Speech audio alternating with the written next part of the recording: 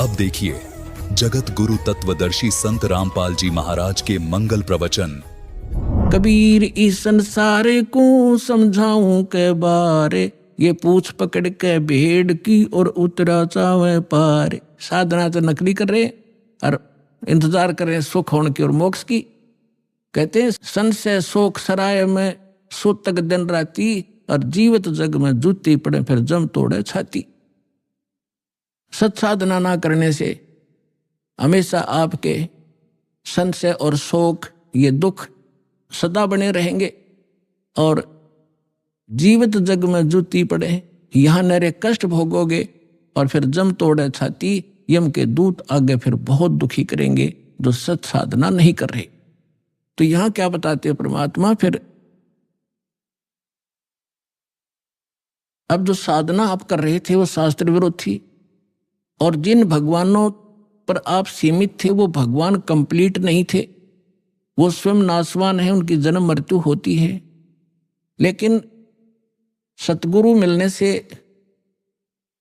तत्व ज्ञान का हमें प्रकाश होता है, उसके आधार से फिर हम अपने उस मार्ग पर चलते हैं। कबीर साहब कहते हैं, पीछे लग गया जाऊं था मैं लोक वेद के साथ, रस्ते में सतगुरु मिल गए वो दीपक दे दिया हाथ। लोक वेद दंत कथा जैसा सुना सुनाए ज्ञान से हम साधना कर रहे थे, उसी के आधार से हम चल रहे थे।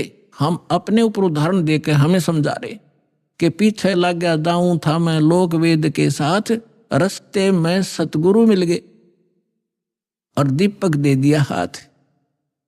ये तत्व ज्ञान रूपी टॉर्च दे दी, लालटेन दे दी। अब इसकी रोशनी में हम गड्ढों में, बोझड़ों में, कांटों में नहीं जाएंगे, इसके प्रकाश से हम सुमार्ग पर चलकर मंजिल पर पहुंच जाएंगे। अब हम आप बताते हैं जो आज प्रसंग शुरू किया था कि हम यहाँ किस लिए जन्मे हैं, हमारा उद्देश्य क्या है, हम क्यों जन्म मर रहे हैं। हम अपने बच्चों के लिए, अपनी संपत्ति के संग्रह करने के लिए सारा जीवन न्यौछावर कर देते हैं, और हमारे सामने या तो कोई बच्चे की मृत्यु हो जाती है या स्वयं ही हम चले जाते हैं। तो उस समय हमारी बुद्धि काम करने योग्य नहीं रहती, केवल हाहाकार, रोना पीटना, अब क्या होगा, बच्चों का क्या होगा, कहाँ जाऊंगा। तो इतनी सी बात समाई रह जाती है। तो यहाँ परमात्मा हमें याद दिलाते हैं कि अब आपको एक विकल्प दिया जा रहा है कि आप ये साधना करो जो शास्त्र अनुकूल है, और शास्त्र अनुकूल साधना इस दास के अतिरिक्त इस विश्व में नहीं है। कुछ दिनों में बुद्धिमान हो, आपके रूबरू सारा ज्ञान होगा। उन महापुरुषों का भी दास दिखाता है, साथ के साथ ये मंत्र बताते हैं, ये मंत्र बताते हैं, ये ज्ञान सुनाते हैं, और ये वास्तविक ज्ञान है, ये वास्तविक मंत्र है, ये हमारे सदग्रंथ प्रमाणित करते हैं। और ये उन्हीं महापुरुषों ने इन मंत्रों का जाप किया जिनको आप मोक्ष प्राप्त मानते हैं, उनके इतिहास से आपके रूबरू किया जाता है, जिससे एक इस उलझे हुए गुत्थी को समझाने के लिए एक पॉइंट के ऊपर ढेर सारे प्रमाण आपको दिखाने पड़ते हैं। जब पिछला रंग हटता है और तब जाकर यह ज्ञान ग्रहण होता है। तो जो प्रसंग चल रहा है कि हम, जैसे कई भक्त कह देते हैं कि आपके जैसे कबीर पंथियों से हमारे भक्त मिलते हैं, या राधा स्वामी वालों से, धन धन सतगुरु वालों से, ये ही ज्यादा सतलोक का ठेका ले रहे हैं कबीर पंथी, और ये वो नकली कबीर पंथी। कबीर पंथी हो तो फिर तो बात खत्म हो जाती। पंथ माने मार्ग, वे जो भगवान ने रास्ता बताया कबीर साहब ने, वो कबीर पंथ है, वो कबीर के जी के द्वारा दिया गया मार्ग है, वो कहते हैं कबीर पंथी। अब जैसे यहाँ हिसार से जा रहे हैं इस सिरसा की ओर, और कह रहे हम दिल्ली की ओर जा रहे हैं, हमें दिल्ली जाना है, हम दिल्ली पंथी हैं, तो उनको कौन समझावे कि कह रहे हो तुम दिल्ली पंथी, जा रहे हो सिरसा पंथी, जा रहे हो सिरसा की ओर, और कह रहे हो हम दिल्ली जा रहे हैं। तो कहते हैं कबीर पंथी और जा रहे हैं काल के पंथ पर। तो वो परमात्मा वाला ज्ञान नहीं और वो सत भक्ति नहीं, तो वो कबीर पंथी नहीं है। वैसे अब इनका छाप लगी कबीर पंथ की, तो कहना पड़ा है उनको समझाने के लिए कि वो व्यक्ति हैं जो गलत साधना कर रहे हैं। तो ये सभी सतलोक की महिमा सुनाते हैं। और जब हमारे भक्त उनसे कहते हैं कि ऐसे ऐसे वहाँ चलो अच्छी सही साधना है, सही ज्ञान है, तो वो कहते हैं नहीं, वो तो काल के नाम देता, शुरू से काल के नाम देता है। काल कौन से? ब्रह्मा विष्णु महेश के, देवताओं की पूजा बताता है। पुण्यात्माओं, ये ज्ञान का टोटा है। जब ज्ञान संपूर्ण होगा तब आपको पता चलेगा कि ब्रह्मा विष्णु महेश ये अलग नहीं कर सकते हम इनको। जैसे श्रीमद् भगवद गीता अध्याय नंबर 15 के श्लोक नंबर 1 से लेकर 4 में एक विशेष विवरण है कि ये ऊपर को जड़ और नीचे को तीनों गुण रूपी शाखा वाला उल्टा लटका हुआ एक संसार रूपी वृक्ष समझ लो, और इसकी तीनों गुण रूपी शाखा है। गीता ज्ञानदाता केवल इतना नॉलेज रखता है कि ऊपर ने तो जड़ समझो, और जड़ वो दृढ़ है, वो अविनाशी पोर्शन है जो मूल है इस संसार रूपी वृक्ष का।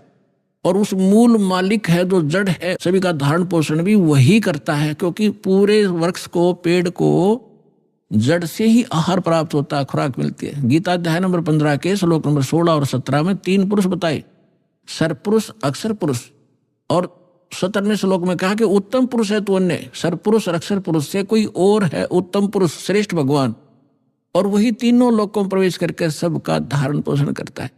अब इन 2 श्लोकों का लिंक अब उन प्रथम के 4 श्लोकों से है 15वें अध्याय के। तो इसमें बताया कि उल्टा लटका एक संसार रूपी वृक्ष है, और जो तत्वदर्शी संत की पहचान बताई है कि जो इस संसार रूपी वृक्ष के सभी विभागों को भिन्न भिन्न बता देगा, सवेदवित, वो तत्वदर्शी संत है। चौथे अध्याय के 34वें श्लोक में जो तत्वदर्शी संत के विषय में कहा है कि उसकी शरण में जा, उससे पूछ, वो उसकी पहचान बता दी कि उल्टे लटके संसार रूपी वृक्ष के सभी पार्ट्स बता देगा, सवेदवित, वो तत्वदर्शी संत है। तो 600 वर्ष पहले परमात्मा स्वयं आए थे, और गीता अध्याय नंबर 4 के श्लोक नंबर 32 में जो कहा है कि वो सच्चिदानंद घन ब्रह्म अपने मुख कमल से अमृतवाणी बोलता है, वो तत्व ज्ञान है, वो निष्कर्ष है सारे अध्यात्म का, और वो तत्वदर्शी संत के ही पास होगा और मिलेगा नहीं तुझे। तो यहाँ परमात्मा ने 600 वर्ष पहले उस तत्वदर्शी संत की भूमिका, जैसी उनकी लीला है वो किया ही करते हैं। जैसा दास ने अभी वेदों के प्रमाण आपको बताए थे, रेफरेंस बताए थे, उनमें यही लिखा हुआ कि परमात्मा ऊपर रहता, ऊपर के लोक में, सतलोक में, वहां से चल कर आता सह शरीर, और यहाँ 3 प्रकार के सतिथि से हमारा धारण पोषण करता है। एक तो आपको बता सतलोक में रहता है, वहां तो उनका शरीर बहुत तेजों में होता है, करोड़ सूर्य मिला दे, करोड़ चंद्रमा एक रोमकूप की उनकी शोभा होती, इतना तेज है।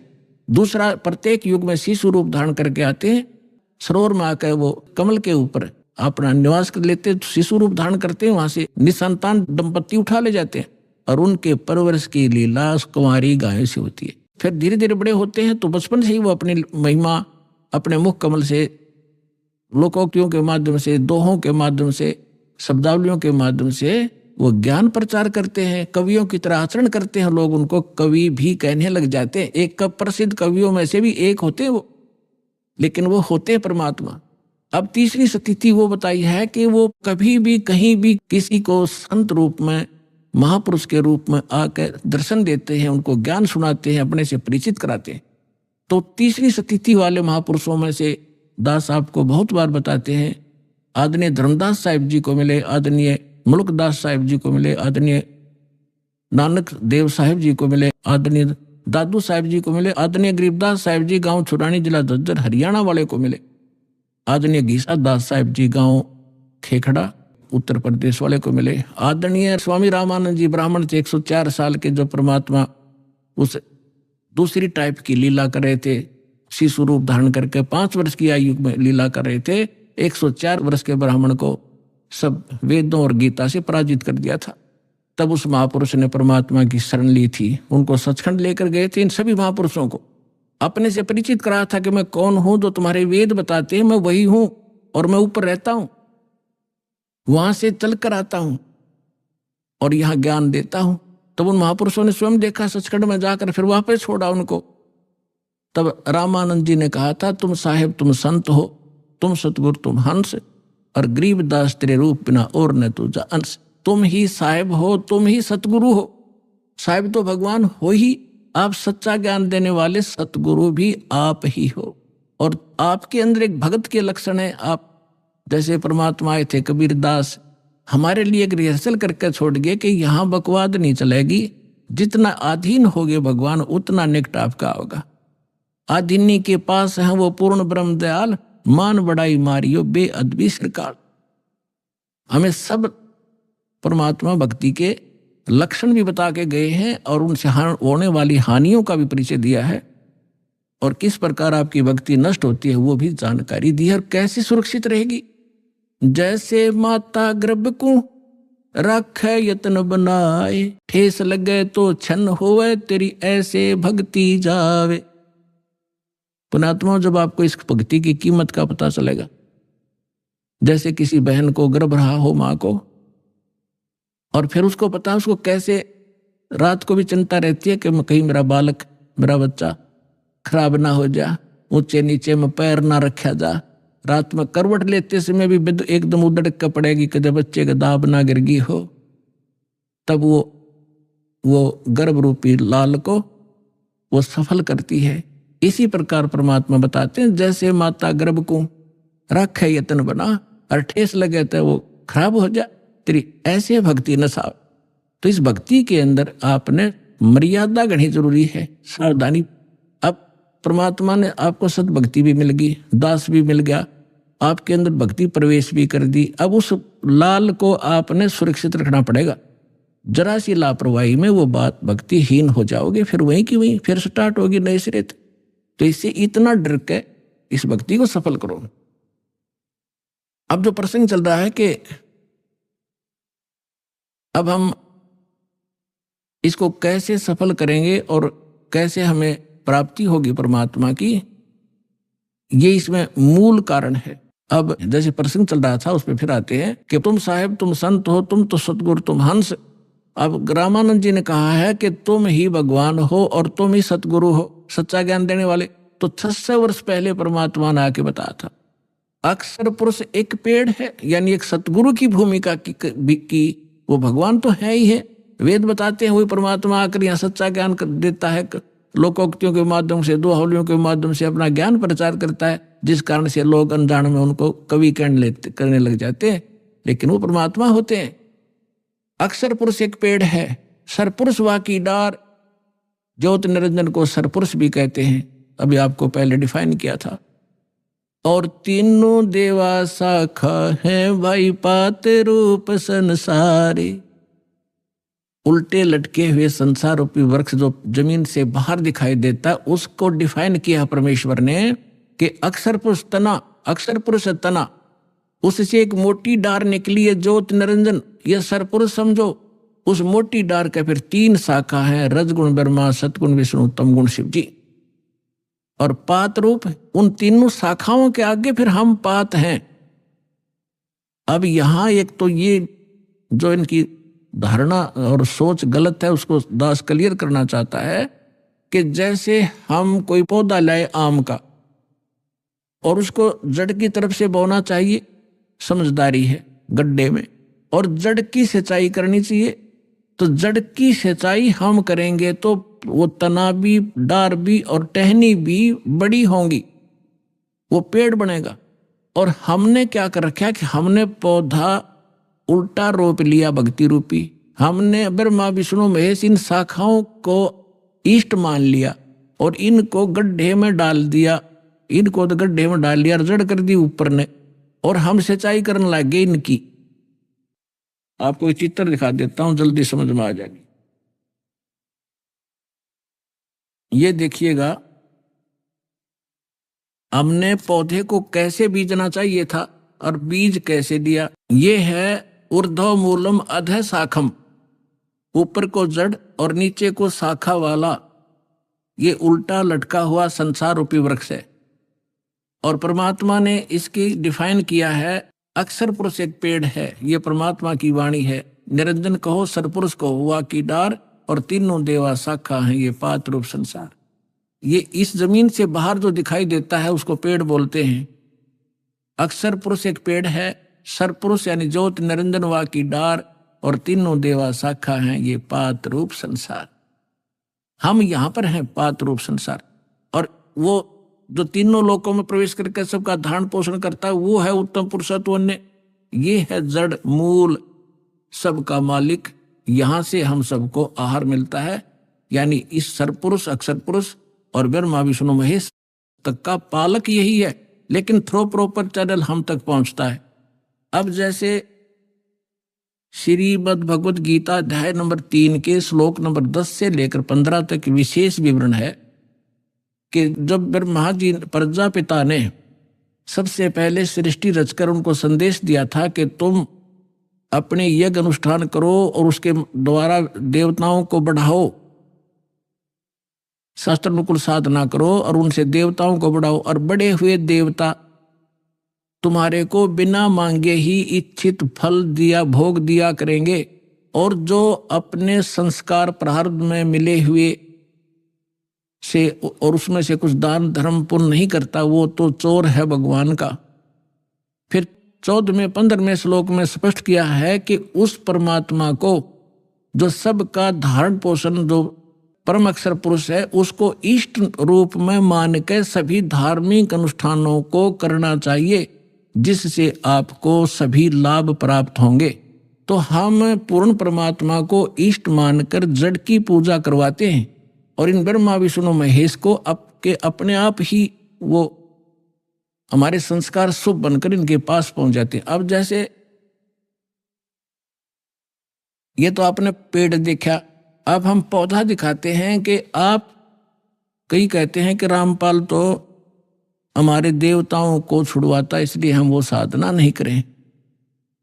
ये तो बालक हैं, बालक वाला ज्ञान वाला व्यक्ति ऐसी ही भाषा बोला करता है। जब उनको ज्ञान होगा तो पता चलेगा कि दास कुछ नहीं ना देवता छुड़वाता, आपको उन देवताओं को ढंग से पूजने की तरीका बताता हूं साधना का, जिससे आपको लाभ मिलेगा, आपका जीवन सफल होगा। अब देखिएगा, आप कोई पौधा लाए तो उसको ये ऐसे बीजना चाहिए, और आम व्यक्ति इसको स्वीकार करेगा, सीधा बीजा हुआ भक्ति रूपी पौधा। अब ये मूल है, पूर्ण परमात्मा अक्षर पुरुष जड़ है, इसको गमले में या गड्ढे में लगाया और सिंचाई की सतभक्ति की, तो इस जड़ से फिर ये सभी देवता, ये तीनों देवा शाखा ये बड़े हुए, पेड़ बन गया, पेड़ बनकर फिर फल इनका लगेगा टेन ब्रह्मा विष्णु महेश को। अब इतना अनजान कौन होगा? वो मूर्ख ही होगा जो यूं कहे कि माली जड़ की पूजा करता है और टहनियों को तोड़ के फेंकवा दे, फिर उस पूजा का फायदा क्या होगा? टहनियों के ही तो फल लगेंगे। ये ब्रह्मा विष्णु महेश ही आपके शुभ संस्कार अशुभ संस्कार जैसे भी होंगे यही देंगे आपको, ये कंट्रोलर है यहाँ के। और जब हम शास्त्र अनुकूल साधना करेंगे तुम्हारे सारे शुभ ही शुभ होंगे, और वो जाएंगे इनके पास, ये फिर आपको देंगे। जैसे जड़ की पूजा की ये एग्जाम्पल है, ये उदाहरण है कि जड़ की पूजा करने से वो टहनियों के फल लगेंगे, और वो फल अपने आप लगेंगे, वो टहनियों के बस की नहीं। यानी आपके शुभ संस्कार होंगे तो ब्रह्मा विष्णु महेश आपको देंगे ही देंगे, चाहे आप कितना बैठे हो, चाहे जंगल में बैठे हो, वहां भी जाकर देंगे आपको। ये इनका कर्तव्य बना है। अब आप कैसे कर रहे हो और दास क्या करवाना चाहता है ये देखिएगा। आपने क्या किया है? भक्ति रूपी पौधा यानी साधना शास्त्र विरुद्ध कर रखी है। आप ब्रह्मा विष्णु महेश को इष्ट मान लिया और इसको गमले में लगा दिया टहनियों को, और इनकी पूजा शुरू कर दी, जड़ छोड़ दी। ये भक्ति रूपी पौधा आपका सूख गया, जिस कारण से आपको कोई लाभ आध्यात्मिक प्राप्त नहीं हो रहा। दास कहता आप इसको ऐसे कर लो, बस ये ब्रह्मा विष्णु महेश है, इनका फल लगेंगे इन टहनियों के, और बिना मांगे ही आपको फिर ये फल दिया करेंगे जब आप इस मूल की पूजा करोगे। एक कैसा दे सब सधे और सब साधे सब जावे, माली सिंचे मूल को हो फूले फूले ए गए। इतनी सी बात है, और ये हमारा शास्त्र अनुकूल ज्ञान है और शास्त्र अनुकूल साधना है। प्राप्त करो और अपना कल्याण करो।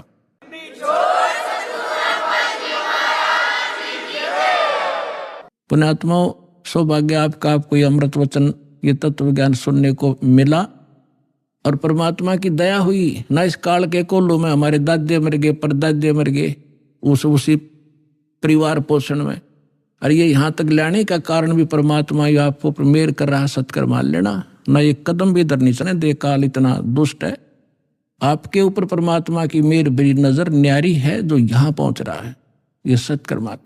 तो इसलिए पूरा ज्ञान सुनो, आपके हृदय में जो मैल है सारा साफ होगा, भगवान विराजमान होगा, सारे काम ठीक होंगे, आपका रोग कटेगा, आपको धन मिलेगा और मोक्ष मिलेगा, सतलोक चलेंगे, फिर जहाज में बैठकर चलोगे।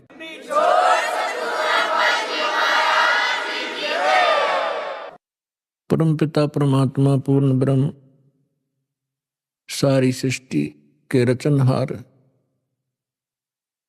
सारी सृष्टि के मालिक, कुल धनी कुल के मालिक कबीर परमेश्वर जी की असीम रजा से आप सभी पुण्यात्माएं परमेश्वर की महिमा सुनने के लिए उपस्थित हुए। आपका सौभाग्य है, आपको ऐसे समय में मानुष शरीर प्राप्त है, और उससे भी अच्छी किस्मत आपकी है कि आपको ये तत्व ज्ञान और यथार्थ भक्ति विधि प्राप्त हो रही है। तो आपकी किस्मत का, आपके शुभ संस्कारों का कोई एस्टिमेट नहीं लगाया जा सकता। ना जाने आप किन किन जन्मों में आपने ये पुण्य संग्रह किए हुए। लखबर सूरा जूझ ही लखबर सांवत दे, लखबर यति जहान में तब सतगुरु शरणाले। तो आप ऐसी महान आत्माएं किसी न किसी युग में रहे हो। आपने परमात्मा के लिए बड़े बड़े सैक्रिफाइस किए हैं, आपने राज भी त्यागे हैं, आपने बहुत बड़ी कुर्बानियां दी हैं, तब आज आपको ये शुभ समय प्राप्त हुआ है। धन्य है आपके माता पिता जिनसे जन्म हुआ। परम पिता परमात्मा की असीम रजा से आप यहाँ पहुंचे हो। आपको जितना ये अध्यात्म ज्ञान होता चला जाएगा, उतना ही आपको सरप्राइज होता रहेगा, आश्चर्य होगा कि सचमुच सहज में भगवान मिल गए, सहज में वो ज्ञान मिल गया जिसको ऋषि महर्षि नहीं प्राप्त कर सके। ब्रह्मा विष्णु महेश को भी वो ज्ञान प्राप्त नहीं हुआ जो आज आपको भगवान ने प्राप्त करा दिया, और सहज में करा दिया। अब जो कमी रहेगी तो आपकी रहेगी। तो इसके विषय में परमात्मा कहते हैं स्वयं ही कि समझा है तो सिर दर पाओ और बहुर नीरे ऐसा दाओ। यदि आपको ये ज्ञान समझ में आ गया कि हम कहाँ रह रहे हैं और किस उद्देश्य से हम जी रहे हैं और हमने करना क्या चाहिए था, हम कर क्या रहे हैं, तो अब सिर पे पैर रख लो। सिर पे पैर रखना, बहुत तेज दौड़ना किसी आपातकाल स्थिति में, कहीं कहीं पैर टिका कर व्यक्ति के।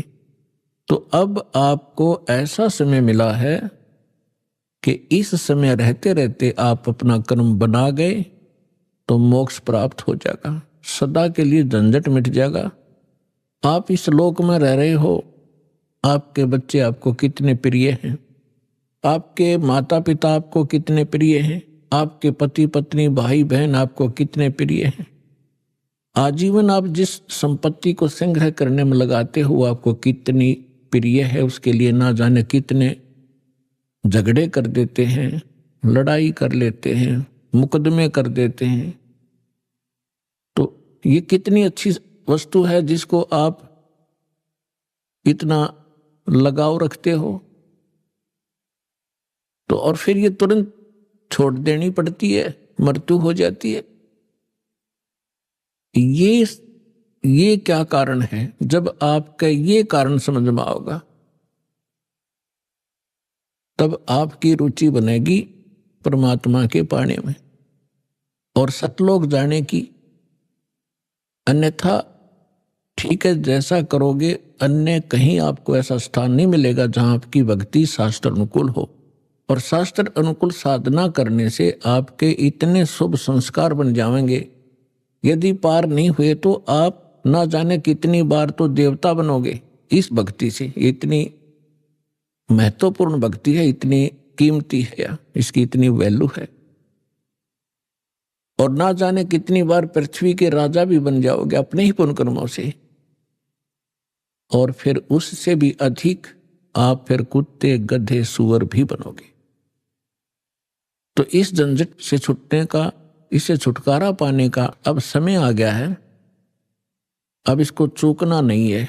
बुद्धिमान व्यक्ति हो, एजुकेटेड होगे, परमात्मा ने हर तरह से रजा बख्श रखी है, आपको शिक्षित किया, सदग्रंथों से दास को परिचित किया, और फिर ऐसे इंस्ट्रूमेंट बना दिए कि आप घर बैठे देख सकते हो।